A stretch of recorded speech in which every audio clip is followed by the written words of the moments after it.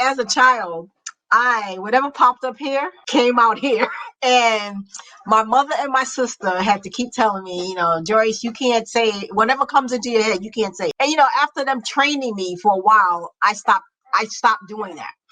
And I stopped expressing what I was thinking. And when I got into when I got into my half a century mark, right, it just all just kind of flooded. It just all kind of flooded. It's like everything that I guess I was holding on to. And I can't say this is when I just came back. It got to a point that I'm like, well, I'm going to say what I feel.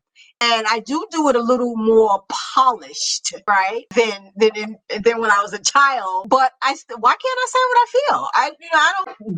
Why do I have to be held back because you got some kind of complex or whatever?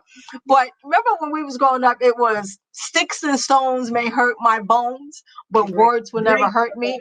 It is like totally the opposite right now. It is totally the opposite. You want to I guess everything is. Words didn't have power. Words do have power. We were they do. They definitely have power. Did not have power, but words do have power. Words matter, and they do have power. Definitely, we've been oppressed because of the word, because of untruth. Cyberbullied on our phones because of words. Not they're doing anything. That's right. It's the words. So yeah, absolutely. Right. Words do. But you're saying, but what you were saying is that you're the opposite of it. So you say sticks and stones may break your bones. So now words don't harm you. No. I'm not saying I'm the opposite. I'm saying it's like the opposite. And that's not totally the opposite because sticks and stones will hurt you.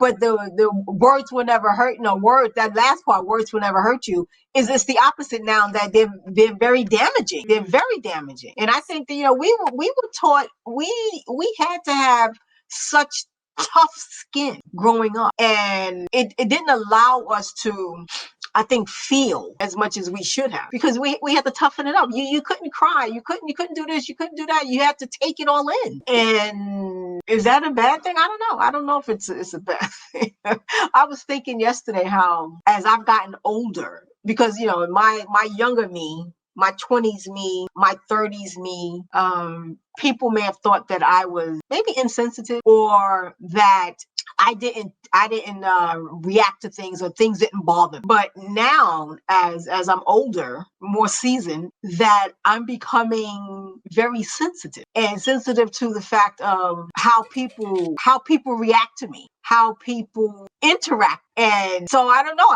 And maybe it's because all those years of just kind of holding it in. Now that it's like it's out now, or it's coming out now, and it's not a bad thing. I embrace all of me. I embrace who I've become, what I'm becoming, what I'm thinking, and all of that. But I do a lot of reflection on where I was, and so.